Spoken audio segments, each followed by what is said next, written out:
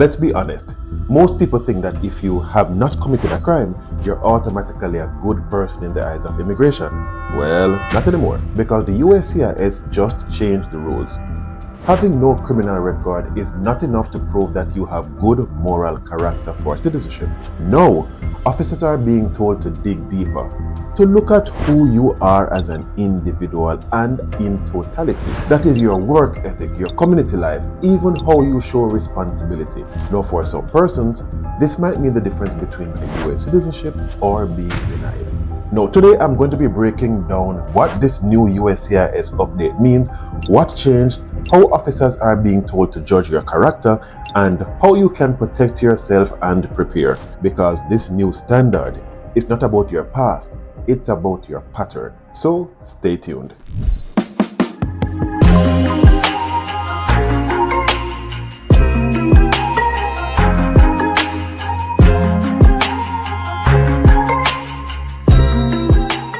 Welcome back to the Next Level Life House, where we take the next steps needed to grow towards our financial freedom and our success. Now, for decades, USCIS used a pretty simple test. If you did not commit a serious crime like murder or multiple DUIs, you passed the good moral character test. That's it. But in 2025, USCIS updated its policy manual, and I quote, to make a holistic assessment, unquote, of every applicant. In plain English, you now have to show positive evidence of good character, not just the absence of bad stuff. So, no, it's not enough for you to say, no, I didn't do anything wrong. No, it is a matter of showing what have you done that is right in their sight. Think of it like a job interview. You can't just tell your potential boss that, well, I didn't burn the office down. They will say to you, that's cool, but what did you contribute? That's the same concept that applies here now. So what happens now is that there is much more room for an officer to have an opinion into what your character is. And to be honest, it does make it much more subjective than it used to be, or one might say should be. Under the new rule, officers must now consider things like your steady employment, your tax history, how you take care of your kids or family. Your honesty during interviews is also a factor.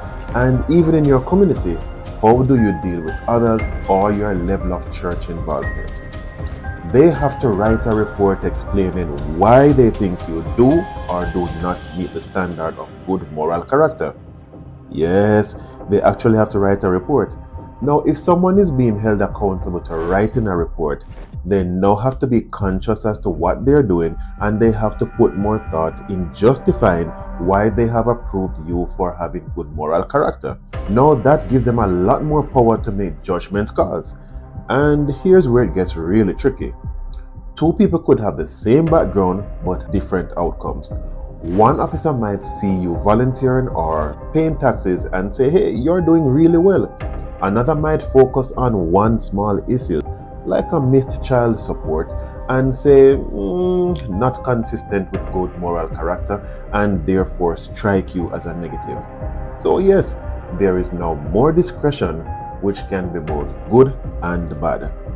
The bright side though is that if you have been doing positive things like working hard, raising your family, or helping out in your community, or actively participating in your church life, then that now counts in your favor. Now, remember when USCIS used to do those old school neighborhood checks back in the day? Well, that is back right now.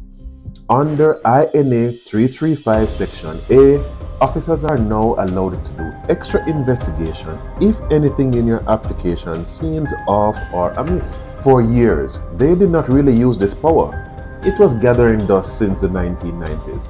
But as of August 2025, USCIS has officially said that they are bringing it back. That means if they think something does not add up, like your job history, your living situation, or your background, they can dig deeper. They might contact references, they might look at your social media presence, or they might even verify documents that you have submitted. It's not about them spying, it's now about making sure the story checks out and adds up. So if you tell them you are working full-time and your taxes say zero income, expect additional questions to be raised. Now, what about unlawful acts? Do these still matter? And is the list closed? Well, here's the part that surprises a lot of persons. The list of bad acts that can actually hurt your case, it's not closed. So even if your situation is not written into the manual, they can use your past offense against you. Now, what do these include? I'm glad you asked. Multiple DUIs, violence, fraud and financial crimes, or not supporting your dependent, they can all be included, including aggravated offenses and violence as well. Now, they can now be used in a context-based decision. Now, that old DUI that you thought was forgiven or forgotten, it might come up again. But here's the good news. You can overcome it if you show growth, responsibility, and proof of rehabilitation like counseling, volunteering, and years of good conduct that can still weigh in your favor. Now, here's where things start to cross into new territory. And that's when we look at ideology, speech, and your online behavior.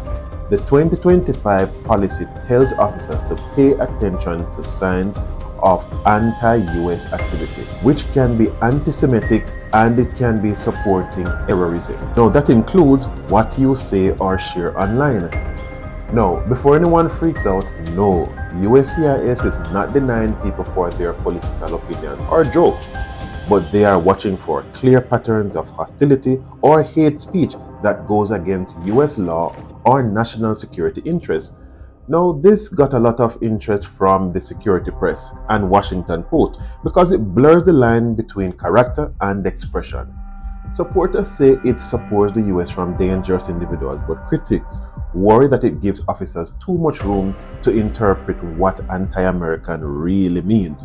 But hey, let's be honest, this is one of those gray areas. So if you are applying for citizenship, maybe now is the time to clean up those old Facebook posts. But let's look at it realistic though. Why are you trying to become a citizen of somewhere that you are against in your speech or that you're against? Leave the politics for your Thanksgiving dinner and not for the N400 application process, alright? Now let's be real. If you're applying for your citizenship in 2025 or 2026, here's what you should do. 1. File your taxes and keep the transcripts. 2. Pay your child support or alimony and keep the proof. 3. Get involved. Join a local group. Volunteer. Help in your community. 4. Stay consistent. Make sure your records, forms, and story, they all line up. And 5. Prepare documentation. That is letters from employers, schools, churches, even your neighbors.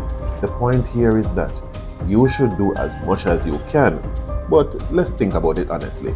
These are things that you should naturally be doing in your community and in your documentation. You should not be told to do these things just to prove that you are worthy of becoming a citizen.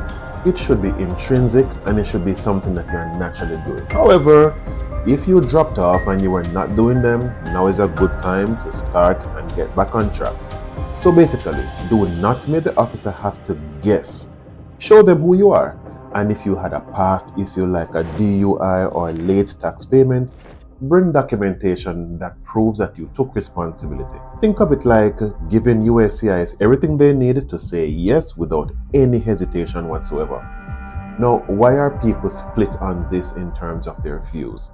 Some people say that the change is a good thing. They believe it makes citizenship more meaningful, that you are not just avoiding trouble, you are proving commitment to American values. Others argue that it is too subjective because two officers could see the same file and make opposite decisions. And yes, that's a fair concern. But whether you agree or not, one thing is clear, the process is evolving. USCIS wants citizens who contribute, not just comply. So here's what I want to take away today.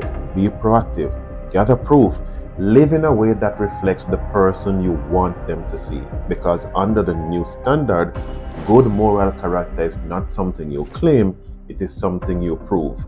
And honestly, that's not just a USCIS rule, that's actually a life rule. So what do you think? Is this fair or does it go too far? Drop your thoughts below in the comment section and I'll read it. If this breakdown helped you understand what is really going on with the USCIS good moral character rule, hit that like button and subscribe for real important fact-checked immigration rules. Because where it regards your immigration, knowledge is not just power, it is actually your protection. Thank you for the privilege of your time.